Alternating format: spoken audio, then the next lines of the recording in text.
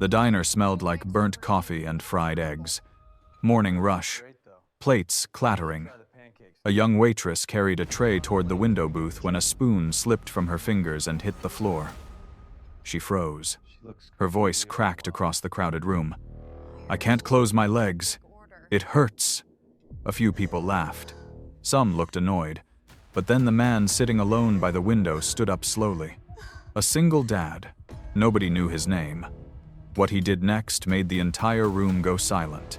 Not a sound, not a breath, just silence. Ryan Cole had been sitting in the same booth for 3 mornings straight. Corner spot by the window. Good view of the street. Not much to look at. Just a gas station across the road and a row of tired storefronts that hadn't changed in years. But it was quiet enough to think. The coffee was cheap. The eggs came fast. And nobody asked questions. He dropped his daughter off at school every morning at 7:45. The diner was 2 blocks away. By 8, he was here. By 8:30, he was back on the road, heading to whatever job he'd lined up for the day. Drywall work, painting, hauling junk, whatever paid. He didn't complain. He had a kid to feed and rent to make. That was the deal when you raised a daughter on your own. The booth smelled faintly of grease and old vinyl. The table had a crack running through the center, patched with duct tape that had gone gray from use. Ryan didn't mind. He'd sat in worse places, done worse work. This was just another stop in a long string of mornings that all looked the same. Coffee, eggs, toast, then back to the truck. He glanced at the menu even though he always ordered the same thing. 2 eggs over easy, bacon, wheat toast, black coffee, no sugar. He'd been coming here long enough that the older waitress usually had it ready before he asked. But she wasn't here today. Someone new was working the floor. The girl looked young, maybe early 20s. Blonde hair pulled back in a ponytail that swung when she moved. She wore the same uniform as everyone else. Black pants, white button-up shirt. A small apron tied around her waist. But something about the way she carried herself felt off. Not rude, not slow, just stiff. Like every step hurt. Ryan watched her move between tables. She smiled at customers, took orders, refilled coffee cups. But her movements were careful. Too careful. The kind of careful that came from pain you were trying to hide. He'd seen it before, in himself. In other people who couldn't afford to take a day off even when their body begged them to stop. She made her way to his booth eventually. Her smile was polite but thin. Her eyes looked tired. Not sleepy tired. Bone tired. The kind that settled into your shoulders and didn't leave. "Morning," she said. Her voice was steady but soft. She pulled a notepad from her apron pocket. "What can I get you?" Ryan glanced up. 2 eggs, over easy. Bacon. Wheat toast. Coffee. She wrote it down without looking at the pad. "Got it. Anything else?" "That's it." She nodded and turned to go. But as she stepped away, Ryan noticed the way she walked. Each step was deliberate, controlled, like she was bracing against something. He didn't say anything. It wasn't his business. People had their reasons for showing up to work when they shouldn't. He'd done it plenty of times himself. The diner filled up fast. Morning rush. Construction workers. Truckers. A couple of guys in suits grabbing breakfast before heading to the office. The noise level rose. Plates clinking. Forks scraping. Conversations overlapping. The cook shouted orders from the back. The older waitress moved through the chaos like she'd done it 1,000 times. The new girl tried to keep up. Ryan sipped his coffee and kept his eyes on the street outside. The gas station sign flickered. A dog trotted past the window. A man in a dirty jacket leaned against the wall near the entrance, smoking a cigarette. Normal morning, nothing special. His eggs arrived 10 minutes later. The new waitress balanced the plate in one hand and a coffee pot in the other. She set the plate down gently, refilled his cup without asking, and gave him a quick nod before moving to the next table. Ryan picked up his fork and started eating. The eggs were fine. The bacon was crisp. The toast was warm, same as always. He ate slowly, no rush. He had a job later that morning, but it didn't start until 10. Plenty of time. He liked this part of the day, the quiet before the work began. The few minutes where he didn't have to talk to anyone or explain anything, just food and coffee and the hum of other people's conversations filling the space around him. The new waitress came back a few minutes later. She was clearing the table next to his, stacking plates, wiping down the surface. Her hands moved quickly, but her body stayed rigid. Ryan noticed the way she shifted her weight from one leg to the other, like standing still hurt more than moving. She picked up the stack of plates and turned toward the kitchen. But as she stepped away from the table, her foot caught the edge of the booth. Not hard, just a small trip, enough to throw off her balance. The plates rattled but didn't fall. She steadied herself. But in the process, a spoon slipped from the top plate and hit the floor with a sharp clang. The sound cut through the noise of the diner. A few heads turned. The waitress froze. She stared down at the spoon like it had betrayed her. Her shoulders tensed. Her jaw tightened. Ryan could see it from where he sat. The frustration, the embarrassment, the pain.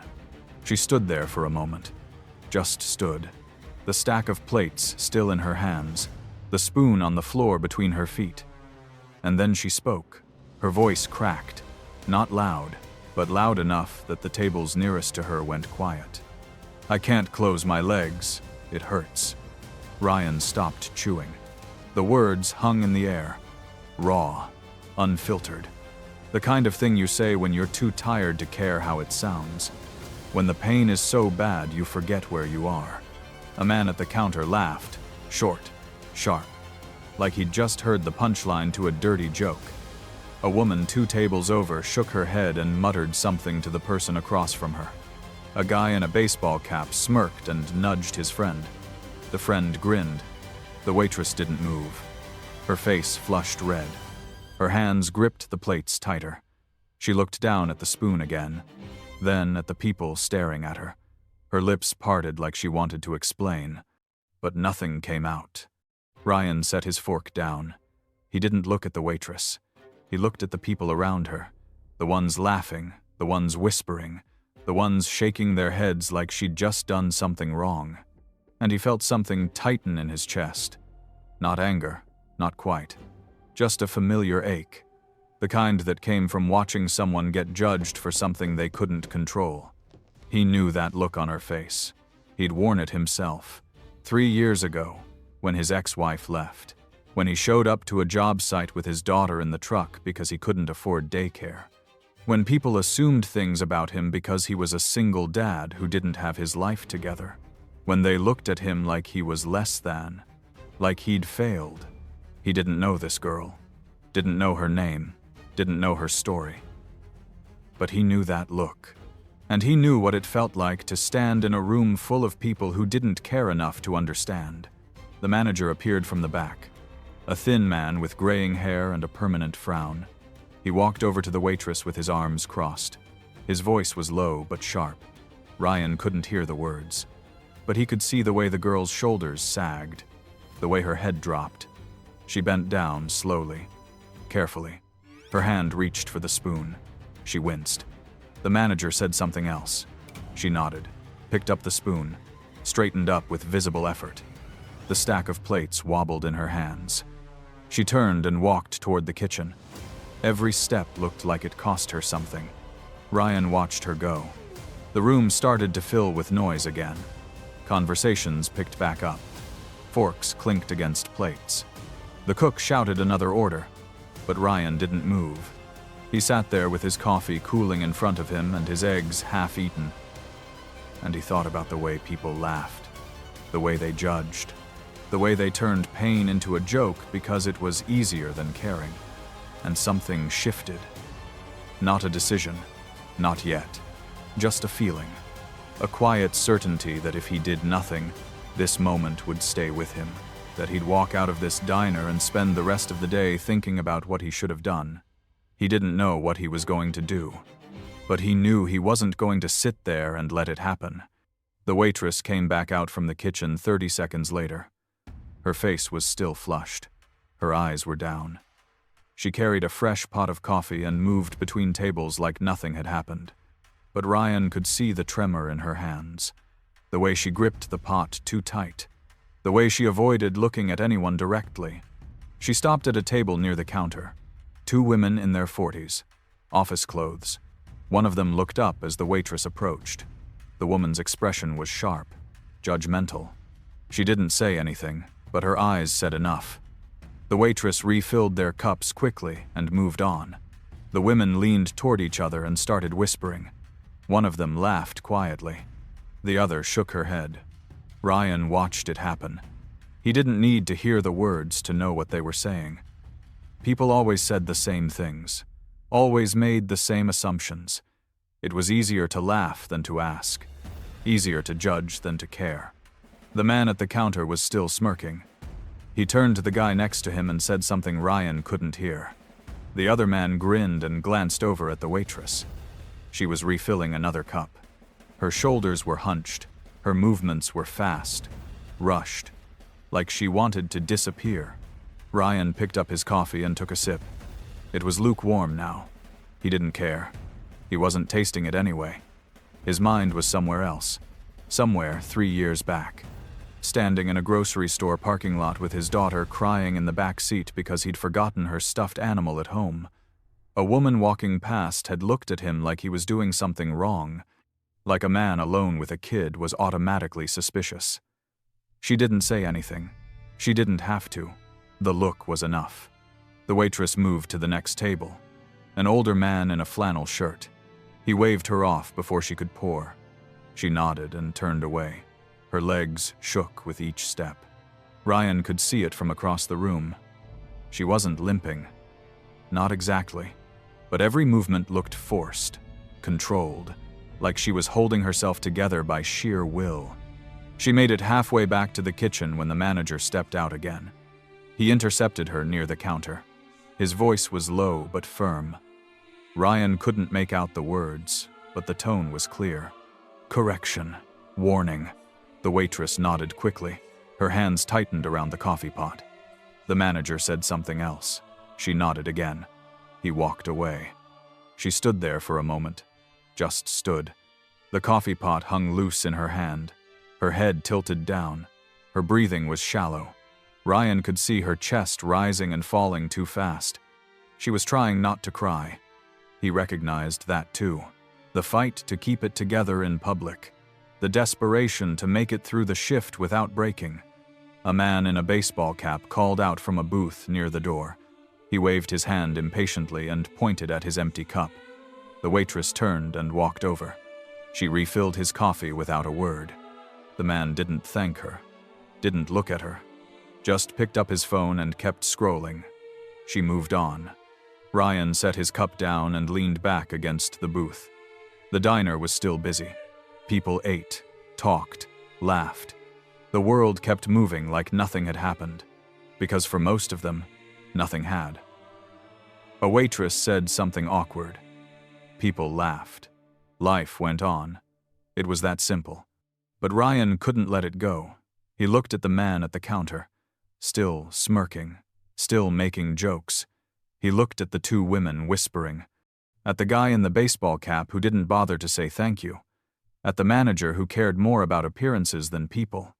And he felt the weight of it, the casual cruelty, the indifference. The waitress came back toward his section. She was carrying a tray now, plates stacked high. She moved carefully, too carefully. Her face was pale. Her jaw was clenched. She made it to the table next to his and started setting plates down. The couple sitting there didn't acknowledge her, didn't say thank you, didn't look up from their phones. She finished and turned to leave. But as she stepped back, her leg buckled, just slightly, just enough that the tray tilted. A fork slid off and hit the floor. The sound rang out, sharp, metallic. The couple looked up. The woman frowned. The man sighed. The waitress bent down immediately. Her knees shook. Her hand reached for the fork, but she stopped halfway. Her breath caught, her face twisted. She straightened up slowly and left the fork on the floor. She turned and walked toward the kitchen. Faster now, barely holding it together. The woman at the table leaned toward her partner and said something. The man shrugged. They went back to their phones. The fork stayed on the floor. Nobody moved to pick it up. Ryan's hands tightened around his coffee cup. He stared at the fork lying there. A small thing, meaningless, but it felt bigger than that. It felt like proof that people didn't see, didn't care, didn't try. The waitress came back out. Her eyes were red now. She'd been crying. She tried to hide it, wiped her face with the back of her hand, straightened her apron, picked up another tray. But Ryan saw it, the crack in the armor, the moment when holding it together stopped being possible. She walked toward a table near the window, an older woman sitting alone. The waitress set down a plate of pancakes and refilled the woman's water glass. The older woman smiled at her, a small smile. Kind. The waitress smiled back. Fragile. Grateful. It was the first kind thing Ryan had seen anyone do for her all morning, but it didn't erase the rest. It didn't undo the laughter, the whispers, the judgment. The manager came out again. He scanned the room. His eyes landed on the fork still lying on the floor near the couple's table. His expression darkened. He walked over to the waitress and said something. She looked down, nodded. He pointed at the fork. She nodded again. She walked over to the couple's table, bent down, slowly. Her hand reached for the fork. She grabbed it, started to stand, but her knee gave out. She caught herself on the edge of the table. The couple looked up, annoyed. The woman said something. The waitress mumbled an apology and straightened up. She turned and walked toward the kitchen. The fork clutched tight in her hand. Her face blank, empty. Ryan couldn't take it anymore. He couldn't sit there and watch her break. Couldn't watch people treat her like she was invisible, like her pain didn't matter, like she was disposable. He made a decision. Not a loud one, not a dramatic one, just a quiet choice to do something, to be the kind of person he wanted his daughter to become. He reached into his wallet and pulled out 3 $20 bills. His breakfast cost $8. He didn't care. He stood up. His boots scraped against the floor. A few people glanced over. He didn't look at them. He walked toward the counter, toward the manager standing near the register. The manager looked up as Ryan approached. His expression was neutral, professional. Ryan stopped in front of him. He didn't smile, didn't soften his voice. He just spoke, clear, steady. "I want to settle up." The manager nodded and picked up a pen. "Sure." The breakfast was $8. Ryan set the 3 20s on the counter. "Keep the change. For her." He nodded toward the kitchen where the waitress had disappeared. The manager's expression shifted. Confusion, maybe suspicion. He glanced toward the kitchen, then back at Ryan. "For Avery?" Ryan nodded. "Yeah, for Avery."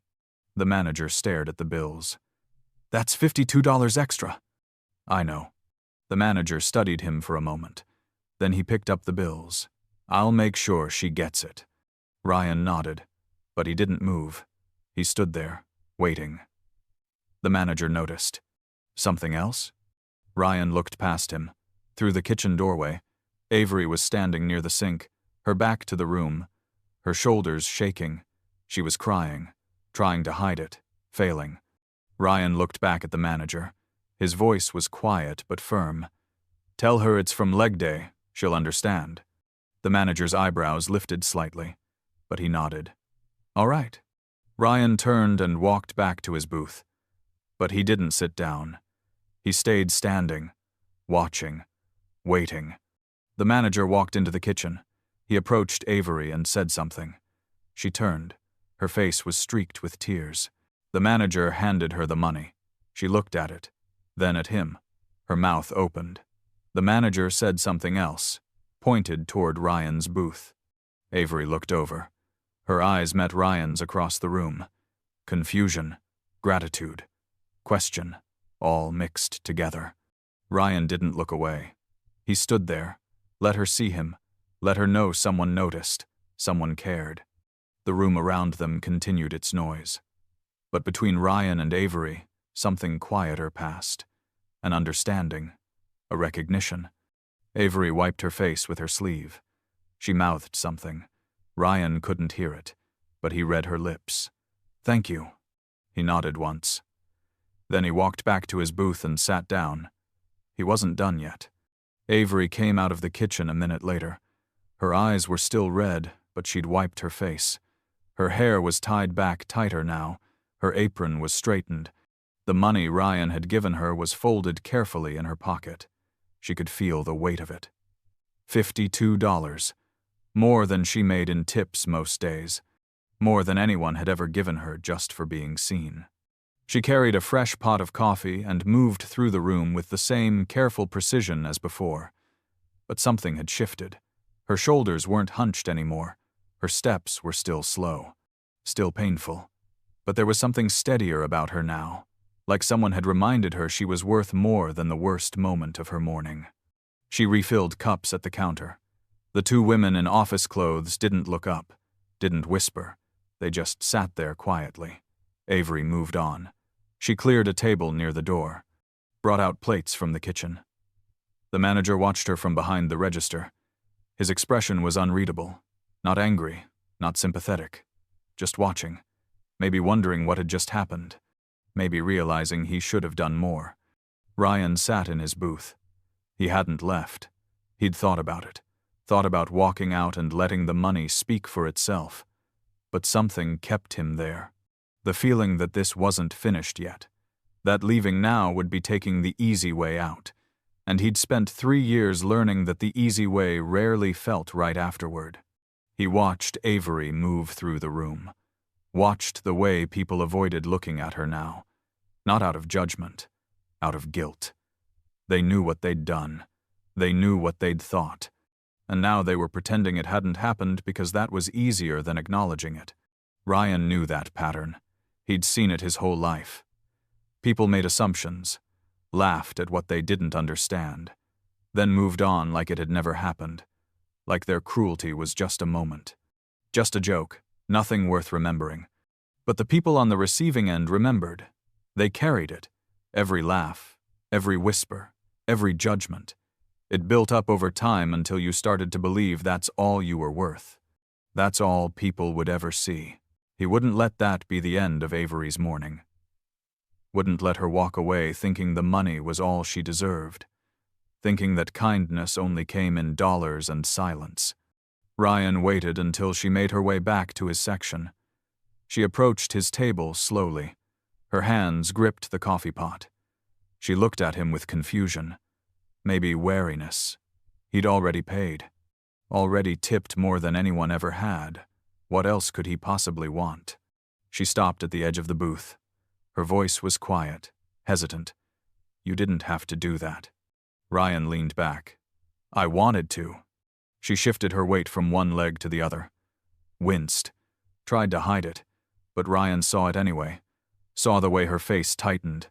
The way her breath caught. She was still in pain. Still pushing through. He gestured toward the empty seat across from him. "Sit down for a minute." Avery glanced toward the manager. He was busy with a customer. She looked back at Ryan. Her voice dropped lower. "I can't. I'm working." "Sit down," Ryan said again. His voice was firm but not unkind. "Just for a minute. Your legs need the break." She looked around one more time. The diner was still busy, but nobody was watching them. Nobody cared. They'd all moved on to their own lives, their own problems, their own breakfasts. Avery set the coffee pot on the table and slid into the booth across from him. Her movements were stiff, painful. She kept her hands in her lap and didn't look at him directly, like she was afraid that meeting his eyes would make her cry again, and she'd cried enough for one morning. Ryan leaned forward slightly, kept his voice low, calm. "You okay?" Avery blinked. The question caught her off guard. Not because he'd asked, but because he'd asked like he actually wanted to know. Like her answer mattered. She opened her mouth, closed it, then nodded quickly. Too quickly. Yeah, I'm fine. You don't look fine. Her jaw tightened. She looked away, stared out the window at the gas station across the street. At the normal world moving forward like nothing had happened. I'm just sore. From the gym. Last night. Ryan nodded. Leg day? She looked back at him. Surprise flickered across her face. Yeah. How did you know? Because I've been there, Ryan said. And I've seen what it looks like when someone's trying to work through it. Avery's shoulders relaxed slightly. Just slightly. Like hearing someone understand was enough to ease some of the tension she'd been carrying. She glanced around the room. Nobody was paying attention. The world had moved on. She looked back at Ryan. I didn't mean for it to sound the way it did, she said. Her voice was small, tired. What I said. I just couldn't bend down and I wasn't thinking and it just came out. I know. People thought I meant something else. I know. She bit her lip. Her eyes were starting to well up again. She blinked hard, trying to hold it back, trying to stay professional. I can't lose this job. I need it. I can't afford to get fired because I said something stupid. Ryan studied her for a moment, really looked at her. She was young, early 20s maybe, trying to build something, trying to be better, working a job she probably hated to pay for a life she was still figuring out. He knew that struggle. He was still living it. He leaned back. His voice was steady. Sure. What you said wasn't stupid. Avery shook her head. It sounded bad. People laughed. People laugh at things they don't understand, Ryan said.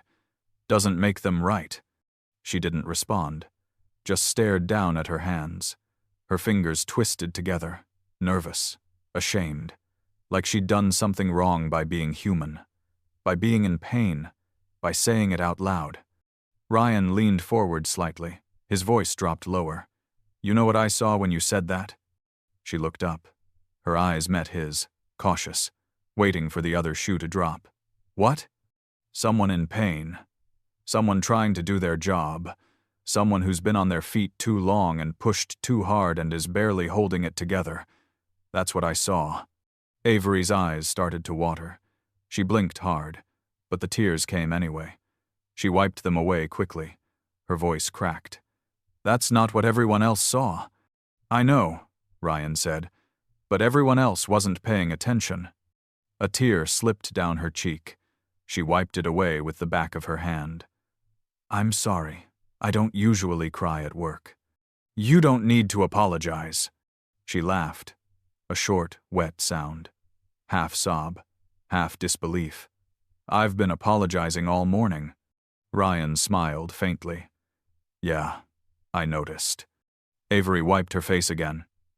She took a breath, steadied herself, pulled herself back together piece by piece. Thank you. For the tip. You didn't have to do that. I wanted to. Why? Ryan thought about how to answer that. He thought about his daughter. About the mornings he'd dropped her off at school and watched her walk through the doors with her shoulders hunched. About the times she'd come home crying because kids had been cruel, because teachers had been dismissive, because the world had been unkind. He thought about the kind of person he wanted her to become, the kind of person he wanted her to see in the world, the kind of person he needed to be so she'd know it was possible. He looked at Avery, at her red eyes and tired face and worn-out shoes, at the way she was trying so hard to hold herself together, at the way she'd shown up to work even though her body was screaming at her to stay home, at the way she'd kept going even when people laughed. Because you deserved it, he said simply. Avery's lip trembled. She didn't say anything, just nodded, like she wanted to believe him, like she was trying to let herself believe that someone could see her as more than a joke, more than a moment of embarrassment, more than disposable. Ryan stood up. You should get back to work before your manager notices. She stood too, slower, grimacing. She picked up the coffee pot. Her hands were steadier now. Yeah, probably. Ryan reached into his pocket and pulled out a business card. It was old, creased. The corners were bent from being carried around in his wallet for too long. He handed it to her. "If you ever need someone to talk to, or if you need help, call me." Avery took the card. She looked at it. "Read the name. Ryan Cole. Handyman. General labor. A phone number. Nothing fancy. Nothing important. Just a guy trying to make a living." She looked back at him. "Why would you do that?" "Because nobody should have to do this alone," Ryan said. "And I mean that." She stared at him for a long moment, searching his face, looking for the catch, the angle, the thing he wanted in return. But there was nothing. Just a stranger who'd decided to care when nobody else would. She slipped the card into her apron pocket, next to the money, next to the hope that maybe people like him still existed. "Thank you." Ryan nodded, but he didn't turn to leave. Not yet. He had one more thing to do. One more thing that needed saying. He looked past Avery, at the diner still humming with conversation, at the two women still whispering near the counter, at the man who'd laughed, at the couple who'd complained about the fork, at everyone who'd turned a girl's pain into entertainment, into a joke, into something they could mock and forget. His voice rose, not shouting, but loud enough, clear enough, steady enough, so everyone could hear. "She's in pain. From training. Not from what you're thinking." The diner went quiet. Conversations stopped mid-sentence. Forks froze halfway to mouths. Coffee cups paused at lips. Heads turned. Everyone looked at Ryan, then at Avery, then back at Ryan. The silence was immediate, total, like someone had pressed a mute button on the entire world. Ryan didn't look away. He stood there. Let them see him. Let them hear him. Let them feel the weight of what he was saying. "She worked out yesterday, leg day. Her muscles are sore." That's what she meant, nothing else. The silence deepened, spread, settled over the room like a heavy blanket. The two women near the counter looked down at their coffee, suddenly very interested in the steam rising from their cups. The man who'd laughed shifted in his seat, uncomfortable, caught. The couple with the phones suddenly found their breakfast very interesting. Anything to avoid looking at the waitress they'd dismissed. The girl they'd judged. Nobody said anything.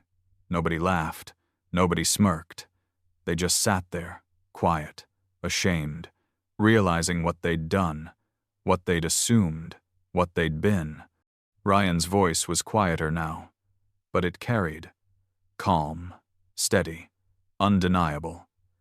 "Maybe, next time, before you laugh at someone, you ask what's wrong. Maybe you help instead of judge. Maybe you remember that everyone you meet is fighting something you know nothing about." He let the words hang there, let them settle, let them sink into the silence, into the guilt, into the realization that cruelty was always a choice. And today, they'd chosen wrong. Then he turned back to Avery.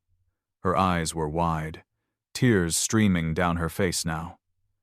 But she was smiling, a small, fragile smile, but real, genuine, the kind of smile that came from being defended, from being seen, from mattering to someone. Ryan nodded to her, once, a quiet acknowledgement, a silent promise that she wasn't alone, that she was worth defending, that she mattered. Then he turned and walked toward the door. His boots echoed in the silent room, each step deliberate, purposeful. Nobody moved, nobody spoke. The entire diner held its breath, watching him go, watching him leave them with their shame, their guilt, their silence. Ryan pushed through the door and stepped out into the cool morning air. The sun was higher now, warmer. The street looked the same, the gas station across the road, the tired storefronts, the normal world. But something had changed. Something small, something quiet, but real. The door swung shut behind him, and inside, the silence remained. Heavy, uncomfortable, but necessary. Avery stood there holding the coffee pot, The card was in her pocket. The $52 was folded in her apron. Her legs still hurt. Her shift wasn't over. But she wasn't crying anymore. Not from shame, not from pain. These were different tears: relief, gratitude, hope, the kind that came from knowing someone had stood up for you when you couldn't stand up for yourself. She wiped her face with her sleeve, took a deep breath, and got back to work. The two women near the counter left quietly 5 minutes later. They didn't finish their coffee, didn't ask for a refill, just left money on the table and walked out without looking at anyone. The tip was larger than usual, guilt money, but Avery took it anyway. The man who'd laughed paid his bill and walked out without making eye contact. He left a $10 bill on the counter for a $6 breakfast. Didn't wait for change, just left, fast. Like staying would mean having to face what he'd done. The couple with the phones ate quickly, finished their meal in silence, left a $20 for a $15 check. They didn't ask Avery for anything else, didn't complain, didn't look at her, just left, quietly, ashamed. The manager watched it all. He didn't say anything, but when Avery passed by the register, carrying a tray of dirty dishes, he stopped her. "You okay?" he asked. His voice was different, softer, like maybe he was realizing he should have asked that question an hour ago. Avery nodded. "Yeah, I'm okay." The manager looked at her for a moment. Then he gave her a small nod. "Take your break early if you need it." "Thanks," Avery said. She didn't take the break. She kept working, because stopping meant thinking, and thinking meant crying, and she'd cried enough. Ryan walked to his truck and climbed in. He sat there for a moment with his hands on the steering wheel, the keys in the ignition, the engine still off. He thought about the look on Avery's face, the way the room had gone silent, the way people had looked down instead of meeting his eyes. He thought about his daughter, about picking her up from school later, about the conversation they'd have on the drive home, about the lessons he was teaching her, not by talking, by doing, by showing her that kindness mattered, that standing up mattered, that seeing people mattered. He started the engine. The truck rumbled to life. He pulled out of the parking lot. The diner shrank in the rearview mirror. The street opened up ahead. He had a job to get to, drywall work. $10 an hour. Hard work, honest work, the kind that left your back aching and your hands rough. But it paid, and that was enough. He had a daughter to pick up later, a life to keep moving forward, bills to pay, responsibilities to meet, the same struggles as yesterday, the same fight as tomorrow. But for the first time in a long time, he felt like he'd left something better behind him than what he'd found. Sometimes the thing that silences a room isn't power, isn't money, isn't status. It's kindness. The kind that shows up when nobody's watching. The kind that says, "You matter." The kind that reminds people what it means to be human. Ryan didn't know if Avery would ever call him. Didn't know if the money would help or if the card would end up in the trash. Didn't know if anything he'd done would make a difference tomorrow, or next week, or next year. But that wasn't the point. The point was that he'd tried, that he'd seen someone in pain and decided not to look away, that he'd chosen kindness when cruelty was easier, that he'd stood up when sitting down was safer. And in a world that moves too fast and cares too little, that was enough.